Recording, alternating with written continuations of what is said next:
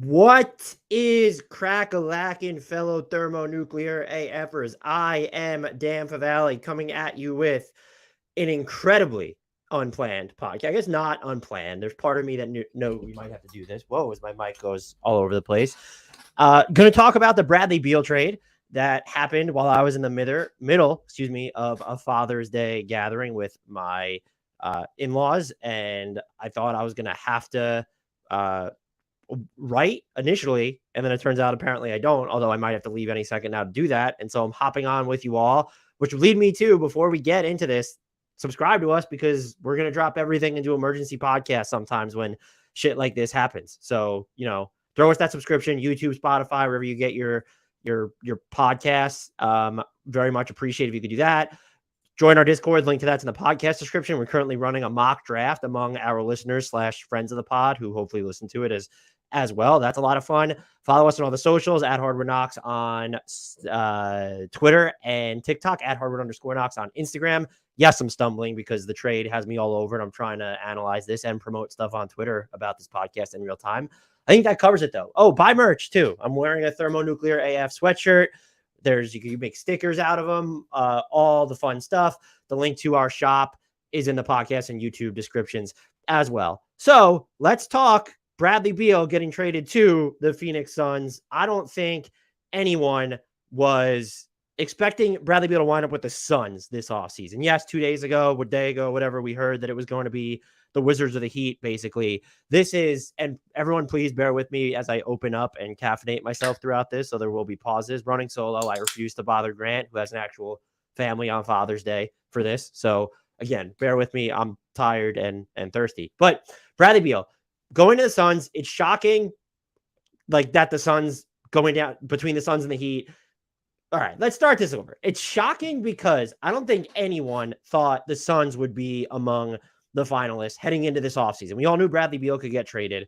The fact that he's got traded to the Suns is fairly surprising when you look at what the package was going to be, or is going to be. Woj reports it's Landry Shamet, Chris Paul, several second-round picks, and pick swaps. Now, the Suns can offer pick swaps, I believe, in 2024, 2026, and they can't offer it in 2030 because I would assume they could technically. They could offer a swap in 2030 if they're going to stay under that second apron, but that's what makes this interesting for them, and we'll probably start with them, is they're sort of this dark horse suitor, and I think Bradley Beal using his leverage here, because this package is, they didn't even have to give up DeAndre Ayton.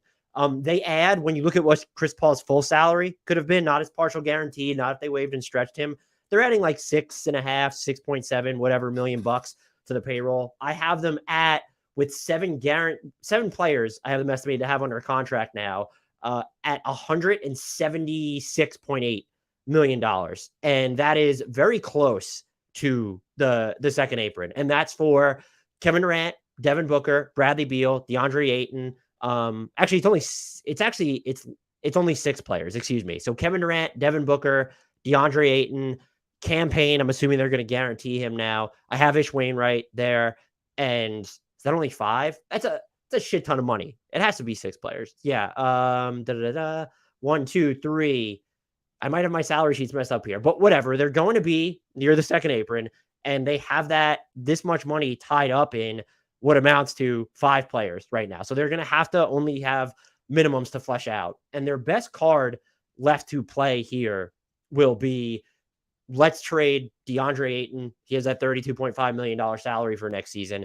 Can we break him up into a bunch of smaller players? And I think it's telltale.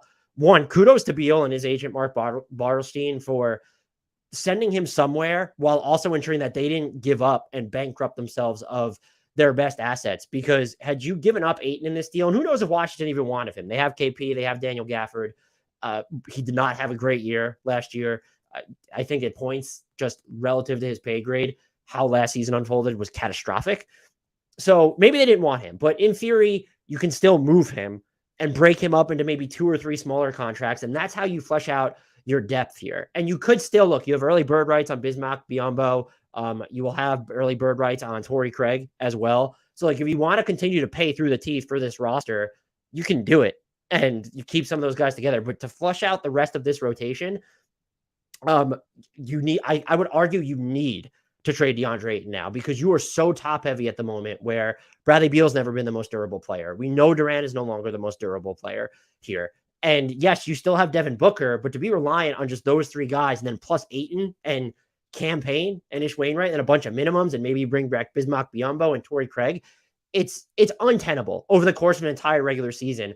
Because if let's say you go forward with this roster just for the playoffs and you can guarantee everyone's at full strength, and yeah, it might work, but you have to get to that point first. And you can't get to that point without putting wear and tear on these guys. And so you now have to look at moving DeAndre Ayton. And it's not even look at, you have to move DeAndre Ayton in my book. I honestly mean that. I'm not even, maybe this is an overreaction in the moment, but you could have argued that you needed to make that deal in the first place. That sort of divestment where you're turning DeAndre Ayton into 2 or 3 contracts. And I think now more than ever, you just have to, because you shortened your rotation by 1 player. You could say whatever you want about CP3, that they were going to release him anyway, and that Landry Shamet wasn't that great.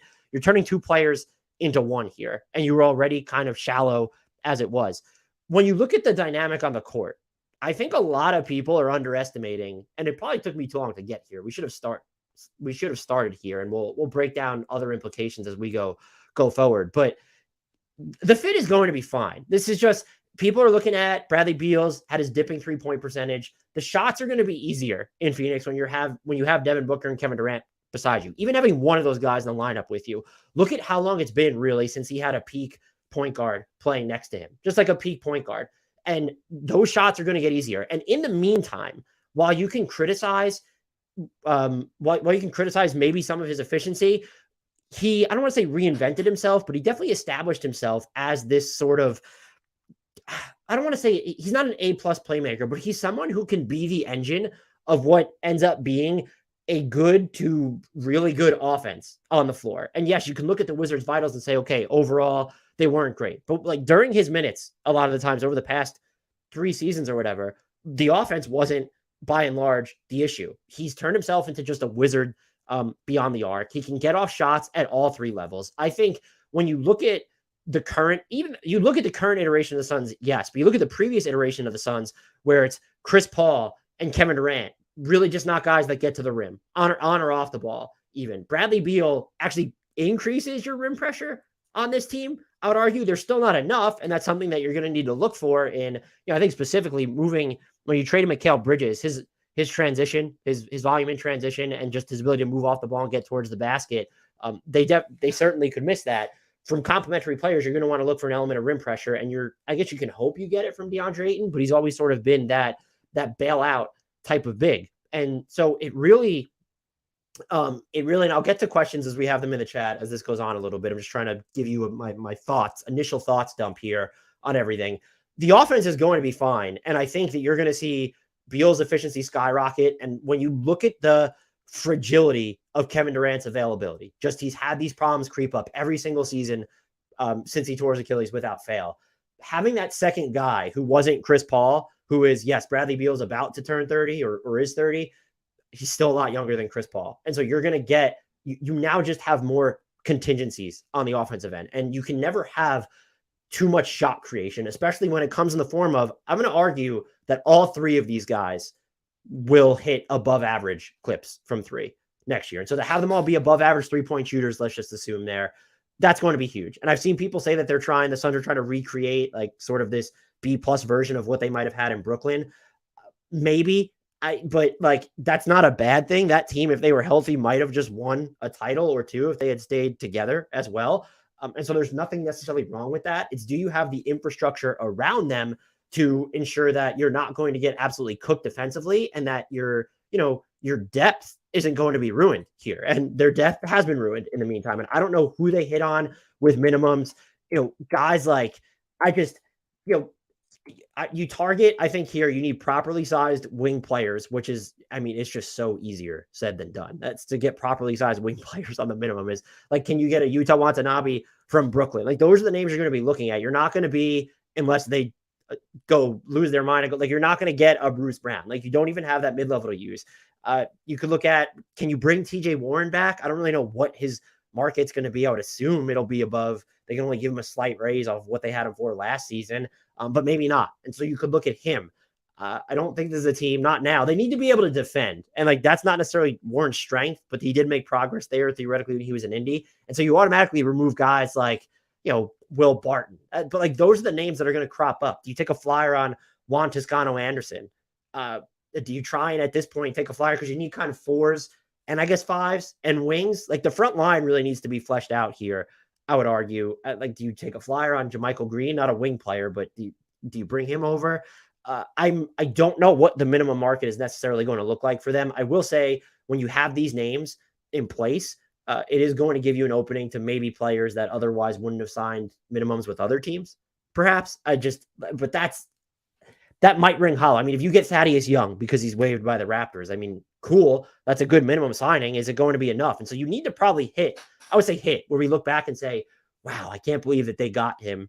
They need to hit on probably two of those leading into next season. And so there are very real challenges there, but I don't have a problem at all with the offensive fit. And I think you could also argue it was a borderline necessary safety net to not go get a player on a supermax, but you needed, and again, not an upgrade, but just this contingency for not just Kevin Durant getting injured, but to safeguard yourself against Chris Paul's own aging curve. And he's been banged up in every single postseason, including this past one. And now that's less of an issue. Even if you don't feel great about Beal's availability, I would still argue over the past couple of years, had the Wizards been better, that he probably appears in more games. I've just been interested to see how the discussion with Bradley Beal specifically feels like, not by and large, but in certain circles, it feels like it's been unable to detach his on-court value from his overall value. This is someone who just averaged 23 plus points, 5 plus assists, shot 55+% from twos. That's a career high from 2-point range, by the way, and still hit 36.5% of his 3-pointers and over 4 attempts per game. And again, those looks, they should get easier in Phoenix, even if they're not going to run a lot of creative offensive stuff. If you're just getting kickouts from Kevin Durant and Devin Booker, you're golden. I mean, Beal and Booker running pick and roll with maybe Kevin Durant as a screener, or you could go, I mean, Devin Booker's pretty strong. Bradley Beal's really strong. Like, you could run, if you wanted to, just a bunch of, you call them inverted pick and rolls with Durant's the ball handler. You could do whatever you want with that. And I think Devin Booker specifically, you can make this move because of how infinitely scalable his offensive skill set is. And we said this on the podcast when Kevin Durant came over. I would say it again, no matter who comes over. He is, even if Bradley Beal, for some reason, let's just say his off-ball offense deteriorated or he needs to dominate it a little bit more, I would argue that you need Devin Booker to basically be your point guard now. And I've been campaigning, not to be confused with campaigning, to see more of that in staggered units for the past few years. You're going to get it in some vein, if like right from the jump, even maybe now. And that's like, he's your best passer now. Yeah, he's your best passer. That's not even a spicy take. He's now your best passer. That's fine. But the fact that he's able to work so well off the ball, move so well off the ball, I also think the fact that he's come a long way defensively. And so you look at the skeleton of this roster, and let's assume that they don't make any other changes, which they're going to make. They have to. Again, I think you need to trade DeAndre Ayton. If Ayton can have a bounce back defensive year, Kevin Durant was, for the most part, when he was healthy, like maybe not towards the tail end of the season, but he was pretty fantastic defensively. Really brought some good secondary rim protection. And then Devin Booker, he's improved, I think, overall, but certainly as a one-on-one guy and someone who's going to bring maybe not consistent energy in every situation, but like if he wants to match up or has to switch against these really tough wings players, like he's going to be able to do it. And you don't want to ask him to do that more. Again, you want to, like, it'd be good at this point if you get Josh Okogie back. If his market is pretty stale, like that's someone that you could still really use. Even Torrey Craig, who I thought was probably underutilized in the playoff series against the Nuggets, but it did seem like Phoenix was very much searching there. So I'm very much a believer in this offense, in large part because I have that much faith in Devin Booker. You could talk about having the absence of a floor organizer. We've criticized Boston for it, not in the past, but like we're doing it currently because they go through these stretches where they bog down. They get nudged off of their offensive process. They're committing turnovers. They have to go to a Jaylen Brown. He's dribbling off his foot or losing his handle. Jason Tatum's bailing out too much. They're telegraphing their passes, throwing bad passes, not even getting passes off, taking too long on the shot clock. This is different because if you're looking at Bradley Beal, Devin Booker, Kevin Durant, like those are guys, specifically Kevin Durant and Devin Booker, they're not going to be super high turnover in those situations. And we've seen this team just sort of make it work independent of having that floor organizer at points, because you would need to stagger invariably without Chris Paul. And even predating the Kevin Durant trade, like you were able to run units where, okay, if Campaign was in there, like that's just not, he's not what you would call the, an optimal floor organizer anyway. So I think there's going to be way too much concern. There's going to be bloated concern over the offensive fit here. And you don't need to have it. You could wonder, was this a smart allocation of your payroll? Because now you're going to pay, between just Bradley Beal, Devin Booker, and Kevin Durant, like you're looking at, like that's almost a salary cap between the four of them, because Durant, and you're looking at, let's say 48 for Durant, 46 for Bradley Beal. That's 94. And then 36 for Devin Booker, which is, that's the last year before his extension kicks in. That's a freaking steal. So you're at $130 million between those three guys. The salary cap next year is 134. We haven't even gotten to DeAndre Ayton's $32.5 million salary yet. You're extremely top heavy. Was this the best way to, allocate spots on the roster? You could say no, but I think you have to look at the value proposition here. Bradley Beal is making substantially more than Chris Paul moving forward. I think you could argue that the next 4 years for Bradley Beal, he's at $208 million over the next 4 years. Those are going to be more valuable years on the court than if you were to have Chris Paul for the next 4. And certainly for just the next, if you were to keep him this season and have gotten rid of him after last year, you didn't use your best trade chip here. You didn't use DeAndre Ayton, who is still your best trade chip. You use swaps and seconds. I'm still waiting on the details of the swaps. You can get at me in the chat if you see that they come up, but I have not seen anything. I'll check my text messages though in Slack just in case I get notifications on that. So like that's the opportunity cost here, aside from the actual cap implications and how much it's going to hamstring your roster building moving forward. It was relatively low, especially for this season, because I was very much against waiving Chris Paul and then either stretching his $15 million over 5 years or just eating it for a season. Yes, you would have been a little bit more flexible moving forward. You would have. That's just the fact of the matter, because Chris Paul could have just came off the books after next year, but you wouldn't have been able to fold that salary slot into a player, one of his caliber, or two making anywhere near the same.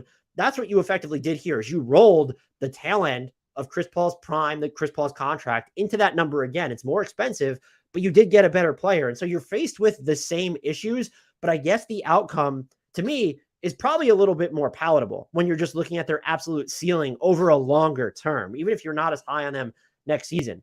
The key to all of this would be, when you're looking at their title aspirations, aside from durability, all those questions, how are you fleshing out the rest of the roster? And that would bring you back to the point of, what can you get for DeAndre Ayton? Is there a team that's going to be willing to, could you do an Ayton for Hield and Miles Turner trade? I think there need to be more stuff there. I don't know if Indy does that. My guess would be Indy doesn't do that. Even if it was Turner for Ayton straight up, which they could do, I don't know that they do that.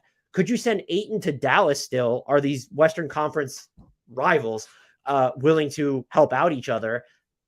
What are you getting? Could you get Maxi Kleber in that, where it's like Tim Hardaway Jr., Maxi Kleber, and then are you going to have to take back Davis Bertans in that deal? Would they give you Reggie Bullock? I mean, that would be, they probably shouldn't. And look, Kleber and Bullock and Josh Green are their 3 best perimeter defenders right now. If we assume that they hate Frank Ntilikina and they won't bring him back, that's mostly a joke, except I'm dead ass serious. You're not going to trade. And I say perimeter with Cleveland. I could use that loosely, but they've thrown him on some tough assignments in the past. You're going to give away 2 of your 3 best, let's just say 3 best defensive options for DeAndre Ayton, who, okay, he handles the back line, but your perimeter depth was already weakened by sending out Dorian Finney-Smith and then substituting that with a Kyrie Irving, Luka Doncic backcourt. I don't even know if you get that much for DeAndre. If you could, yeah, Reggie Bullock, Tim Hardaway Jr., and Maxi Kleber. And look, if it's just Reggie Bullock and Maxi Kleber, give me Davis Bertans and I'll do that if I'm Phoenix. So maybe that's more palatable to Dallas. You could build permutations where it's okay. Would they do Davis Bertans, Tim Hardaway Jr. and number 10? Do you do that? And then what are you doing with number 10? You still need to fold that into someone else. Is it easier because you're working with 2 digestible salaries? What does Bertans plus number 10 get you? I did see some people mention a potential Kuzma sign and trade with the Suns now. No, that's not going to happen. I don't think that if the Wizards wanted Ayton, we probably would have heard more talks about that. And 2, the Suns, they can't sign and trade. They can't acquire someone via sign and trade right now because they're going to be hard capped, and there's no way for them to take, another big money player in and stay under that hard cap. They're worried about, if they want to be, they're worried about staying under the second apron. And I just don't like, there's no point in them even staying under the second apron, I guess, unless you want to use part of the mini MLE, because you're not going to access the full brunt of it. You just can't, unless, again, if you flip DeAndre Ayton into something, just as an example, DeAndre Ayton for Keldon Johnson, you could do that, and then maybe that gives you access to part of the mini MLE. I think you would still be over that first apron, but which then eats into your mini MLE a little bit. So that's something they could look at, but you have to figure out a way to do something other than add minimums now on top of this. And the only way to do that is to just trade, unless someone's just really fixing for campaign. Like, can you roll his number into someone better? So, or are you super high on bringing Darius Bazley back in restricted free agency, even though he barely played for you after he was traded to Phoenix? So, I'm so fascinated, because I understand why this was done now, because the trade rules are changing. It was annoying that it was done on Sunday. Like, we couldn't have just waited till Monday, or you could have pulled the trigger on actual Saturday when this was leaked. And this won't be final thoughts, because we'll get to questions, but I want to talk about the Wizards. Kudos to Bradley Beal for using his no trade clause properly, because as I was stammering through the intro of this podcast before, what I was trying to say was, even if it was just the Suns and the Heat, and let's say the Heat weren't willing to give up Tyler Hero, and maybe the Wizards didn't want Tyler Hero, who knows? They were just willing to go the Lowry Oladipo route, or some combination of Robinson and Lowry, or I guess they could have gone Hero and Robinson. Let's just say they're unwilling to include Tyler Hero, and we're unwilling to include a ton of first round equity, which you didn't get any first round equity if you're the Wizards right now. So it's wholly reasonable to assume that the Wizards weren't going to get that in the first place. But the Heat, in theory, even their worst offer was better, I would think, than the Suns' best offer for the most part. And the fact that Bradley Beal, this is the value of the no trade clause. You were not only able to pick your destination, but I have no doubt, even if you weren't interested in Ayton, I think you would probably view him as the more of a trade asset here, even though, yes, you can still part ways with Chris Paul, save a ton of money now this season.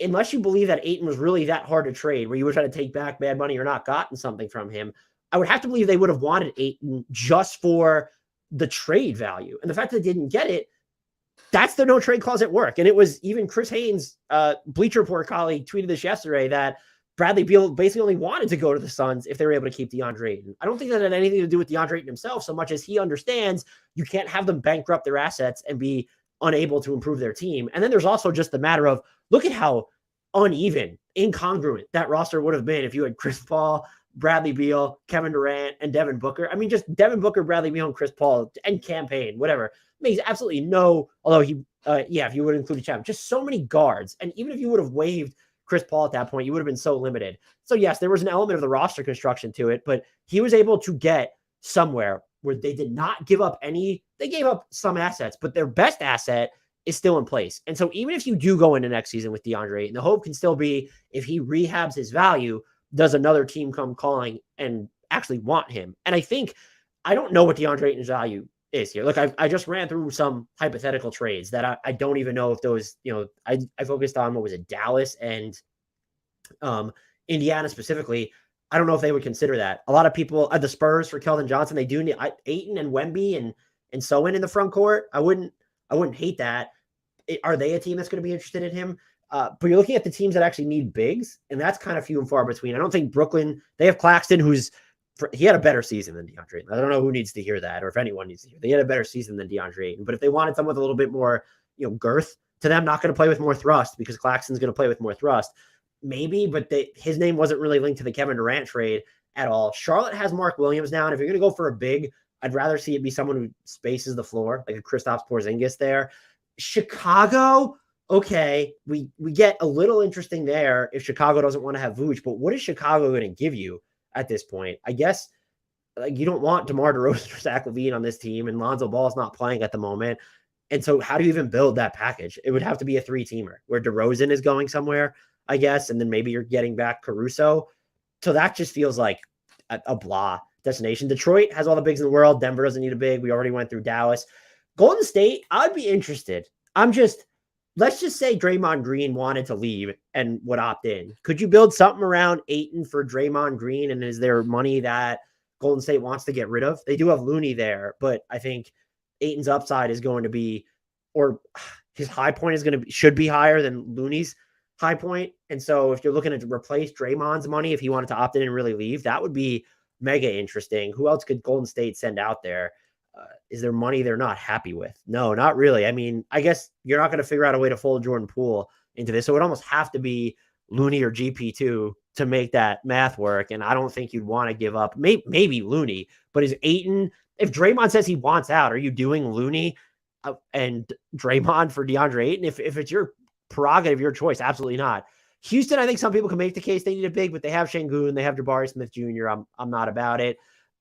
The Pacers ready to run through the Clippers. No, they have Zubats, and just would they be willing to give you two of their just like 2 to 3 of Batum, Covington, Morris, and you don't need Powell. Maybe Gordon's thrown in there, I guess, but like you have Zubats. I don't think this is not a roster that needs to spend 30 plus million on a big. Be my point. The Lakers, absolutely not. The Grizzlies, absolutely not. The Heat, absolutely not. Milwaukee, absolutely not. Minnesota, absolutely not. The Pelicans, absolutely not. The Knicks, absolutely not.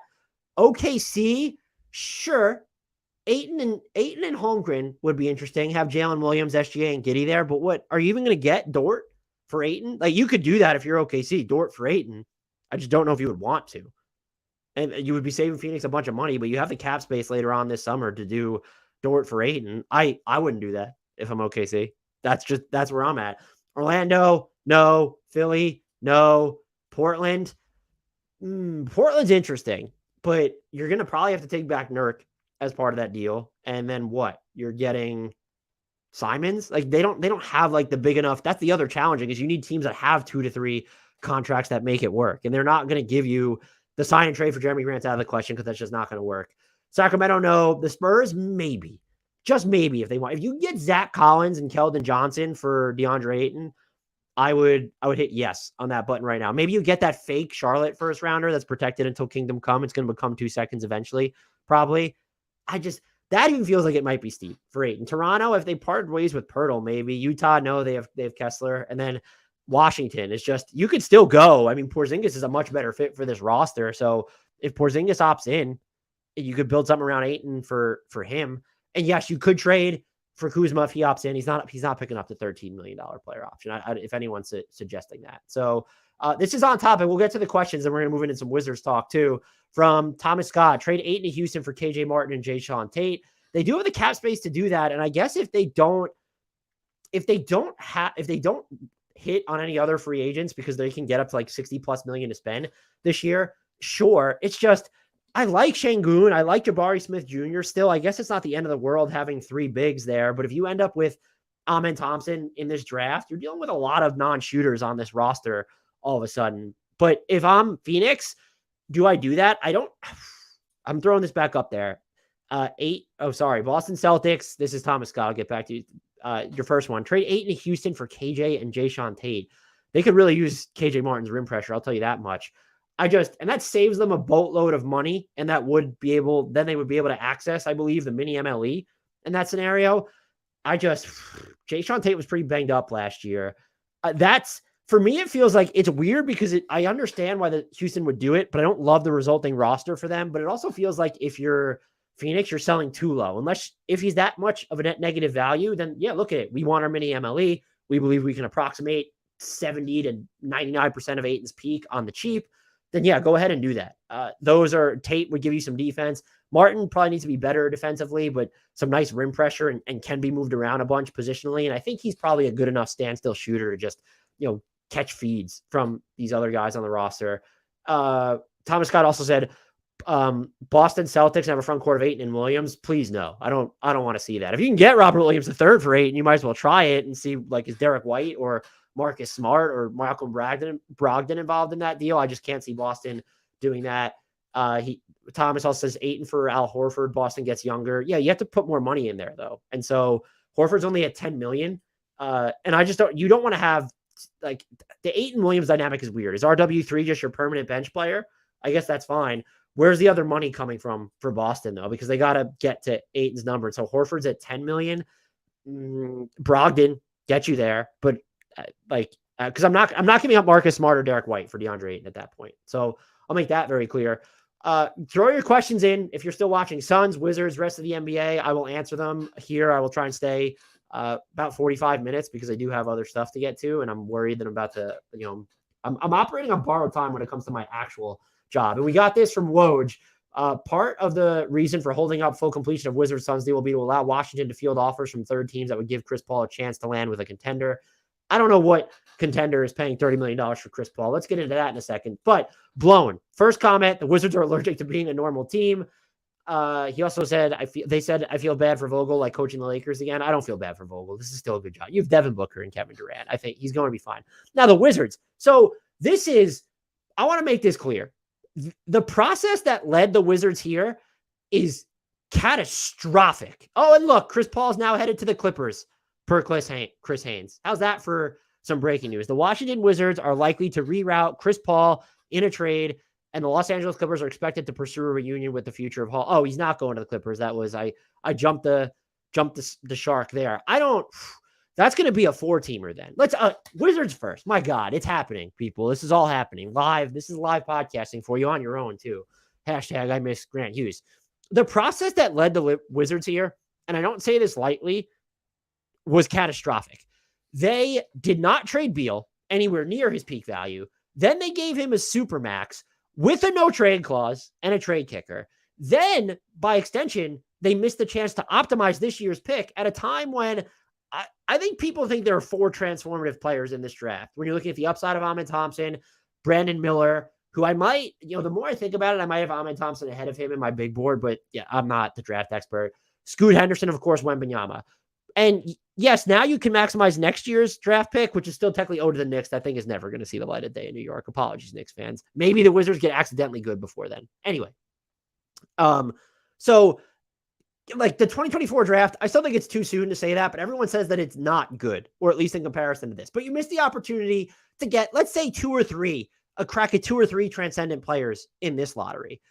And then you traded Bradley Beal for what amounts to mainly cap relief. So none of this, by the way, I want to make clear, is on the Michael Winger-led basketball organization. It's just on the process that led here. This is so long overdue, and you put yourself into a position where the best you could do for Bradley Beal is just getting that cap relief. And look, you look at the Wizards cap situation, and because the projections are so fluid, I won't get into exact numbers, but I will tell you, as of right now, for the 2024 offseason, the only guaranteed money the Wizards have on their books are Daniel Gafford, we'll say this year's pick, and next year's pick. So 3 players under guaranteed contract. You could say, okay, yeah, they're going to pick up the player option for Corey Kispert. Do they pick up the team option for Corey Kispert? Do they pick up the team option for Johnny Davis? That'll be interesting to monitor. They could re-sign Monte Morris or DeLon Wright. I'd imagine both those guys are getting moved. Maybe they re-sign Porzingis and Kuzma. My guess would be, and we have to get into that, what happens with these two now? I think the most likely outcome is they re-sign Kuzma and try to move him later. And Kristaps Porzingis opts in and then either gets immediately traded so we can sign an extension, because the new extension rules are pretty favorable on his number.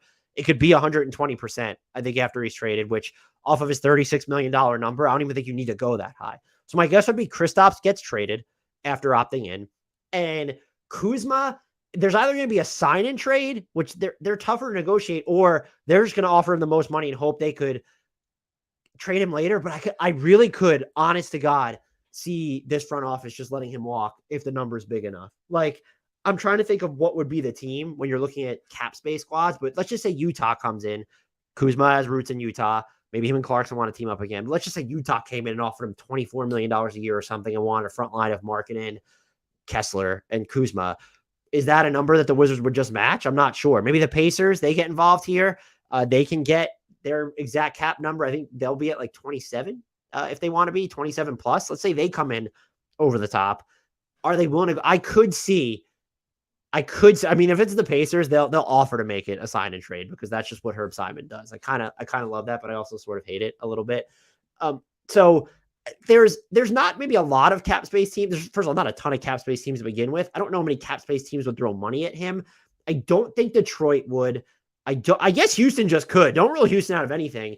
but he'll have offers there. So if I had to rank the outcomes, I'm going to say the most likely is going to be a sign and trade.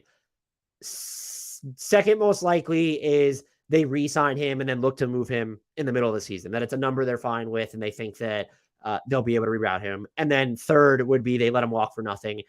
It would just not shock me if third ends up being like the most likely outcome, where it's, hey, we're cleaning house here. We had a comment from Mike Hirschen. Got traded for the Bradley Beal, got traded for the mystery stuff you find cleaning out the fridge. Yeah, I mean, Chris Paul's not a mystery, but like for sure, that's 100%. Like it's odds and ends here. Dale Muka, Suns in 4. What do you mean, 4 players and their 5-player starting lineup? I would agree with you. We have some more questions here. Let me see if I can go through as many as I can. Oh, here we go. Glad Anemone 34. Are you projecting more Beal or Booker as the primary initiator for the offense? I did mention this before. It has to be Devin Booker in my book. I think he's the best passer on the team right now. And it just makes the most sense. I thought I saw, it was in our Discord. We had about Wes Unseld being a sitting duck coach in Washington. I'm not going to lie. I know it was kind of it was a prerequisite to take this job. I think was to give him some time, but I would agree with you. I'm not even saying mildly or moderately. I'd be pretty substantially surprised if Wes Unseld is the coach in 2024, 2025. Next season, maybe there's not a lot of damage done since it's a year of transition and you don't have, you could look at it and say, well, what about player development? We have the number 8 pick coming in. You just don't have enough of your future asset base in place to say, okay, we wasted a year on the wrong coach or the coach we didn't prefer developing these players. Thomas Scott, does Dame go to Miami? I think, look, the Heat not being more in on this, or maybe Bradley Beal really preferred Phoenix. I doubt it, but maybe he really preferred Phoenix first and foremost. I think that's what they're waiting for, is a better opportunity, and that they believe Damian Lillard is it. And look, if Damian Lillard wants to be in Portland, I'm not going to tell players what to do with their career. If everyone in that organization is okay with, well, we're going to take the number 3 pick, we're going to play the number 3 pick, and Shaedon Sharpe, we're going to re-sign Jeremy Grant, and we're going to try and be as good as possible, basically, while futzing and fiddling on the margins, and Dame's happy with that, that's okay. What I'm tired of hearing is that they're willing to make a big move, only to not make a big move, and saying that they're planning to maximize Dame's window. They haven't done that right now. And so if you're not going to part with Shaedon Sharpe or the number 3 pick, and I'm not saying just rush into something, but if you look at it and say, oh, well, like Siakam's not enough to even move one of those guys, then you know what? Then it's time to kind of, I actually respect, envy, admire, agree by being picky with let's say the number 3 pick. If you're not willing to move the number 3 pick in a package for Pascal Siakam, then it's time to move Damian Lillard, unless he's okay just waiting for lightning in a bottle. Maybe he really likes Brandon Miller or Scoot Henderson, or maybe you think that eventually they'll be able to pull off a bigger trade for some reason. But it seems like there's this weird game of chicken happening in Portland right now. And I want to get back to Washington. I don't want to short shrift them on this. Dame has talked about how he wants to compete. The Wizards are clearly, they don't seem interested in just making a move for the sake of making a move. And that's a responsible organization. But there's this dichotomy then in aims from Damian Lillard and the Blazers. And I do think it's going to end, maybe not this summer, but sometime soon, in a trade. It just feels like one side's waiting for the other to blink first. And I don't know if it's a matter of the Blazers are going to go through the draft process, free agency, and see who they're able to get with the number 3 pick or whomever they draft at number 3, and go back and say, okay, look, like we weren't able to get a quality of player we believe is going to vault us into contention with you. What do you want to do? And that's how it ends. But you kind of want to make the decision fairly soon, just because you don't want to be looped into a Jeremy Grant contract that you can't turn around and move. There was the report that the Blazers and him are locked into a deal at $120 million. If that's 4 years and $120 million, that deal will be movable. If it's 3 years and $120 million, because his max is in the 40s, I think his max starts at, I'll check it really quick in our max contract calculator here. His max next season is $40.2 million. So if it's 3 years and 120, then it's a different story. Maybe teams can appreciate that it's shorter term, but the Wizards could have traded Beal 2 seasons ago and got a better deal. Thomas Scott, and Wizards are tanking for Bronny, which by extension means they might be tanking to have the right to have 41, 42-year-old LeBron James on their roster. Yes, they should have, but the Wizards under Tommy Shepard should have already made this decision. And the fact that they didn't or couldn't or wouldn't was a failure on their part. And then they turned around and they you had it. You turned around and gave that negotiation. I'm trying to think of another organization that ever lost a contract negotiation that thoroughly. And it's not, I don't like counting players' money, so to speak. I think players are too often boiled down to a number. And I even just said that I think it's really unfair that we haven't figured out how to detach, like we haven't figured out how to detach players' on-court value from their contract number. It's 2023. Like,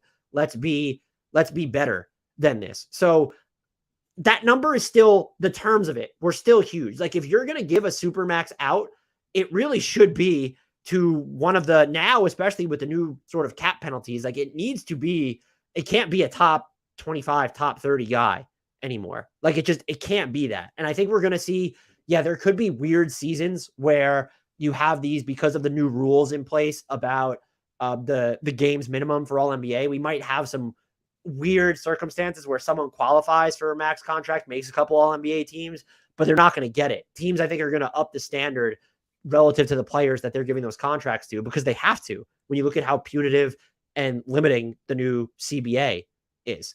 And I just, even in the moment though, before you knew that about these new CBA repercussions, it was just the no trade clause. Like, you gave this guy everything, and it's not like he had this other market. Prove that he was going to leave. Yeah, there's a level of loyalty, but you put yourself in a situation where you couldn't.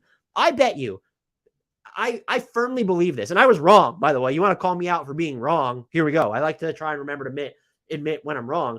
I said if we set the over-under on 1.5 first-round picks and prospects, like the equivalent of those for Bradley Beal, I would take the over. I underestimated how toxic the no trade clause on top of that contract was, which, by the way, the language in the CBA is fuzzy, as Dan Feldman of Dunked On pointed out, but I do believe Bradley Beal's no trade clause transfers. So that was also another hurdle in this deal, because you're acquiring him knowing that he can veto any deal if he wanted to move him later. And I think, was it Bobby Marks or Zach Lowe made this comparison? Think about how much harder it would have been for the Lakers to move Westbrook this season if he had a no trade clause. His expiring number was large enough. Now, you could have just gotten to a point where he knew he was going to get bought out, and maybe it doesn't really matter. But yeah, so you got the fact that they had to accept this little, that's a failure on that contract negotiation. Not of Michael Winger. You can argue that he should have gotten more. I want to know what the Heat were offering and whether they walked out at the next second. So, or at the last second, excuse me.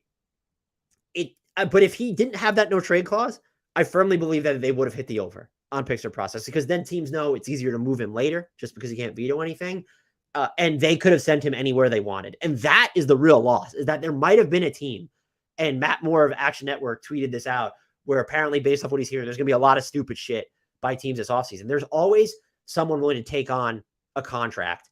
And Chris Haynes reporting now, Miami's focus is Portland superstar Damian Lillard, with a genuine belief that could be the offseason. Veteran guard seeks a change of scenery. Yeah, I think I would trust that intel, just because it seems like Portland and Damian Lillard are engaged in this weird game of chicken, as I already mentioned before.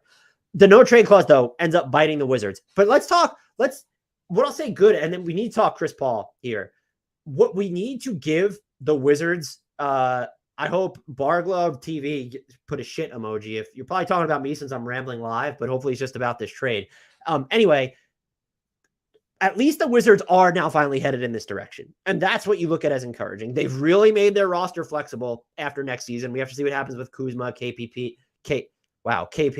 Also, do they keep Monte Morris, DeLon Wright? But like, everyone's on a short-term deal. There is no one. I mean, like, the longest player under contract is going to be their number 8 pick as of right now in 2025. So scale ahead 2 off seasons. No one that's currently on the roster has guaranteed money. Excuse me. I'm looking at my wrong sheet. They have Daniel Gafford is the only player 2 off seasons from now with guaranteed money. Yeah, there could be Johnny Davis there. We don't know who they're going to sign, but they're so flexible moving forward. And you could argue now they've set themselves up to make that designed free fall where, okay, you don't trust next year's draft class or whatever, but you can be bad. And hopefully you're able to get picks or prospects out of the KP or Kuzma circumstance. Maybe you're able to get something for Denny Avdia. I think his extension eligibility suddenly becomes fascinating. It was beforehand because he's not this front office's guy.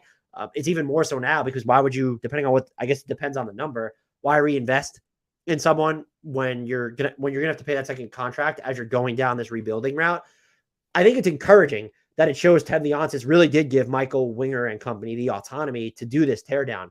What is a little discomforting is you look at what they're going to be left with as their starting point, and it's kind of the number 8. And I love Denny Avdia, but I just don't think he's that blue chip, like guiding light. Unless you're able to get real value out of Kuzma and Porzingis in a trade, you are starting from this completely blank slate in the sense of it's your own picks that you're going to be rebuilding through. You can hope to hit on some flyers, second draft guys, but like there's no other like high-end first round pick coming your way. You're not getting, like a primo Houston Rockets pick from OKC for Kristaps Porzingis or Kyle. Like you're not going to get, Houston's not going to give you one of the primo Brooklyn picks for this. There's not going to be a team that comes in and gives you unprotected picks is what I'm getting at for KP. Probably not even for, I would argue, maybe a contender, but like for Kyle Kuzma. But so you don't have all these other pre-existing promising young players in place. I think Corey Kispert made some strides last year. The jury's still out, I would say, on Johnny Davis. I'm not sure the Wizards knew how to use him. We'll see if they know how to use him this season. But like that's like Daniel Gafford, okay, cool. Like, but that's it. It's a number 8 pick, really, and Denny Avdia, if we want to stretch it out that far. So this is very much going to be a long, arduous process in Washington, which is not like, that's not great to think about, but it also is encouraging that they're willing to travel down this path because they've needed to travel down this path for like, I don't know, probably since 2019. Like how many years is this long overdue? And let's be kind about it to where maybe you talk to yourself and you're like, yeah, they should have given it I think even before they acquired Russell Westbrook, you kind of just knew they had that. It was in 2018, 2019. They had a 32-win season. The writing just kind of very much felt on the wall there. They've been to the playoffs once during the past 5-year span. They got bounced in the first round. They haven't won in this 5-year span more than 35 games in a season or the equivalent of 35 games. Although no, they won 34 in that 72-game campaign. So congratulations to the Wizards for being 4 games under 500. This is long overdue. And I would say by at least, I want to say it like this is something that probably should have been looked at in 2020. Maybe the circumstances made it hard to self-evaluate because of the pandemic. It's at least 2 seasons then. I would argue it's at least 3 seasons overdue. And think about what you could have gotten for Beal 2 or 3 seasons ago. It would have been a lot more than this. The other note on this is, so where could Chris Paul go? The Clippers were mentioned, but what does Washington want out of what the Clippers can give them? They can guarantee Eric Gordon's contract. That's a good starting point. And then I don't know who else you would be offering in that scenario. It would be another one of their like mid-end expiring salaries. Is it Eric Gordon and Marcus Morris, Eric Gordon and Robert Covington? And what do the Wizards want with either of those players? I don't know if there's a team that's going to want Eric Gordon on that guaranteed money at $20.9 million to move him. Robert Covington, yeah, I guess there's teams that would want him. Next season, he's at $11.7 million. You could certainly move him. That's expiring. If it was going to be, and I don't know how badly you want Chris Paul, but if you went Marcus Morris instead of Eric Gordon, if you're getting a guard, you need to give up guard. So I would guess it would be Eric Gordon and then Morris or Covington, maybe Batum, depending on what other team is interested. What are you're not getting number 30, I wouldn't think, if you're Washington, unless, is there bad money you're taking back? Like have the Clippers decided that Norman Powell's bad money all of a sudden with the 3 guaranteed years left on his deal?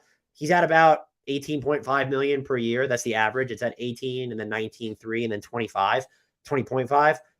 I don't think that's egregious money if you're worried about his health, but he can give you some rim pressure and shooting. Not big enough to defend a lot of threes and not particularly long, but I think he's a great fit for this roster, especially when you look at about the lack of availability with Paul George and Kawhi Leonard. So there would be a 4th team if you're opening up this deal, because I don't think maybe Washington says, no, we'll reroute them on our own, I suppose, but you're not taking Eric Gordon and then either Marcus Morris or Covington. I don't think it would be Batum because he's too important, and there needs to be another team that jumps on that if Batum is moving out. You're definitely not getting Terrence Mann as part of that deal. Would they throw in Bones Highland just as sort of to try that? Okay. But that package is going to be fascinating to look at if he ends up with the Clippers. I'm curious as to whether they don't think that he'll get bought out and then waived, or excuse me, that he won't get bought out and then waived. Wow. Are they not confident that there would be a buyout or he would be waived and that he just wouldn't then sign with them? I guess he would want more. They can only offer the minimum and he would want more than the minimum. So that would be the thinking here. Because in theory, they could just do that. If they had the mini MLE to offer, maybe that would be a more palatable route, whereas Chris Paul gets waived and they give him the mini MLE to come to them. So, yeah, I guess that's the trade. Is Eric Gordon plus one of those deals? Is there another team? If anyone's in the chat and wants to say, is there another team that like Chris Paul makes sense on? I mean, Boston functionally, you're not going to cobble together the money necessary to trade for him. Would Brooklyn take a stab? Is it like Joe Harris and money? You're not going to get, like, you could build something. Like, would you give them a first round pick to take on Ben Simmons and get back Chris Paul? That would be something. I guess you could go that route. I don't think they would. Charlotte, no. Chicago, no. Cleveland, no. Dallas, if Kyrie Irving leaves, sure, but they need to make no. Denver, no. Detroit, no. Golden State, no. Houston, no. Indy, no. The Lakers, yeah, they would want Chris Paul. Are they going to trade for him? It would have to be a D'Angelo Russell sign and trade, basically, because you can get to, if you guarantee Malik Beasley and Mo Bamba, you're at 26-8, which is not enough to take back Paul's salary, I don't think. Let's see, 26-8. Oh no, you could get Paul for that. So, like, I guess that could be the deal. Like, I don't know whether the Wizards want Malik Beasley either. So, but I guess if the Lakers, but why would they nuke their depth? Especially when, are you just going to let D'Angelo Russell walk in that situation? That seems like a wasted asset. Memphis, no. Miami, they're not trading for that contract. And I'm like, what are you going to, the upgrade's not from Kyle Lowry to Chris Paul, no. Milwaukee, yes, but only if he became a free agent, was willing to sign for the minimum. Minnesota, no, they have Conley now. New Orleans, not as a trade candidate. The Knicks, no. OKC, no. Orlando, no. Philly, no. Portland, no. Sacramento, Spurs, Raptors. Yeah, I think it would very much be the Clippers, and you could probably talk yourself into the Lakers, although I would not. Ryan Gowes, as the Wizards' most frequent trading partner, the Lakers need to try something here. I guess Mo Bamba and Malik Beasley for Chris Paul, it makes sense in a vacuum, but can you sign and trade D'Angelo Russell for something then? Because I don't know that you want both of those players on your roster. And then now you're going to have big money coming into Chris Paul, D'Angelo Russell, Anthony Davis, and LeBron. And you're going to be kind of struggling for depth. And I think they would definitely want to let free agency play out and see, okay, do we stumble into a Kyrie Irving scenario or something? I still think that they're going to favor depth over consolidation, but the Clippers and the Lakers might be the only teams that they could really talk themselves into. So fascinating trade here. I believe that we've covered all of it from basically every angle, but DeAndre Ayton, I mean, like, we can circle back to destinations for him. We did, like, we went through the whole league before. That's going to be the challenge now, is what is DeAndre Ayton's trade value? Will I be recording an emergency DeAndre Ayton podcast? And The Athletic also reports that Beal chose the Suns over others. Choosing them over the Heat was certainly a choice. I also, like, Milwaukee would have been fun. I just don't know if it would have been enough of an upgrade, and I think he probably would have wanted them to use Middleton as the ballast rather than Jrue Holiday. The Kings would have been fun as hell. I prefer to see them throw assets in for a wing. Yeah, the Ayton stuff is going to be fascinating. I don't view him at 3 years and just over $100 million. I think he's a net negative contract right now. And we have a comment from Ziggy. If you're the Bulls, how much of a return would you expect for Zach LaVine? Do you think there's a realistic chance they make significant moves? How would you fix them? Stressed out Bulls fan. Totally unrelated to this discussion, but let's answer it anyway. They're getting more than this for LaVine. I know that people don't like his contract, but I almost feel like Zach LaVine is skewed underrated now. There's concerns about his defense, and I think his passing is very much secondary. I don't think he regressed this year compared to last year, but it felt like he peaked last year. Like, not 2022, 2023, but 2021, 2022. So having him for 4 years, and what is his number? 4 years and $178.1 million.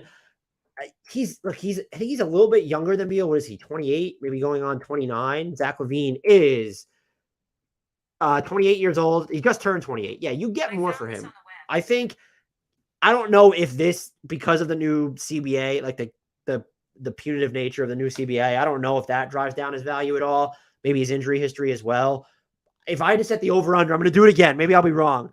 I'm going to say the equivalent of 2 picks or prospects. I'm going to hit the over on that. I feel like if you have the assets, if I was Miami, I'd rather trade for Zach LaVine over Bradley Beal, quite frankly. So I'll set the over-under that. If I'm the Bulls, Ziggy, I tear it down. And it's not a matter of how do you fix them. It's can you get just prospects and draft equity and actually slog through more of a conventional rebuild. You've already wasted some time because both Kobe White and Patrick Williams need new deals. I don't think either one of them needs to be a part of your bigger picture. I would pay Patrick Williams his next contract. He's only extension eligible now. You can let Kobe White walk this year. You trade DeRozan, let Vooch walk for nothing. I think DeRozan would still have some value. Maybe you get a first round pick or at least, a prospect along those lines. That's the path for them. And, you've conveyed your worst obligation to Orlando already. So that's done. You do have that pick owed to San Antonio, but the way it's protected, you could very much control that.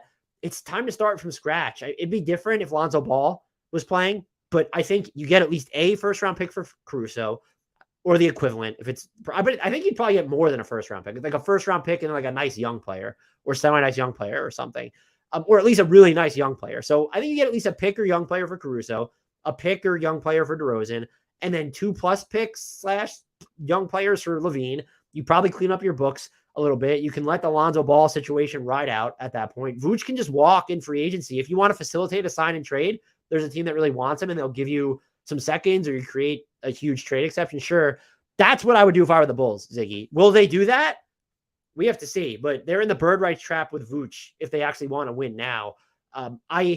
I still feel like there's part of me that feels like this will be the summer that they're going to do something significant. I just don't trust that it's going to be like doubling down on this core and just like trying to, we're going to trade for Miles Turner and let Vooch walk or do a double sign and trade and give up actual assets for Miles Turner, who's a great fit, doesn't elevate you to contention. That's how I would fix the Bulls though. I think I'm going to end it here. I went almost an hour. Hopefully you enjoyed this. Please, if you made it this far and you're watching live, hit the sub button on YouTube, subscribe to us on Apple and Spotify, follow us on TikTok and Twitter at HardwoodKnocks, and then Instagram at Hardwood_Knocks. Check out our merch. That's how you can support the show right now while we don't make any ad revenue for reasons unbeknownst to me. And I think that's it. Join our Discord. We have lots of fun in there. Ask the people who are in our Discord. I don't know how you would. If you've done all those things, tell people about us. Friends, family members, enemies, random acquaintances on the street. Shout outs on Twitter. We got a few of those last week. I really appreciate them. I will bump them. I will respond to them. Until next time. And as always, I leave you with a shout out to the one, the only, the indelible Frank Ntilikina.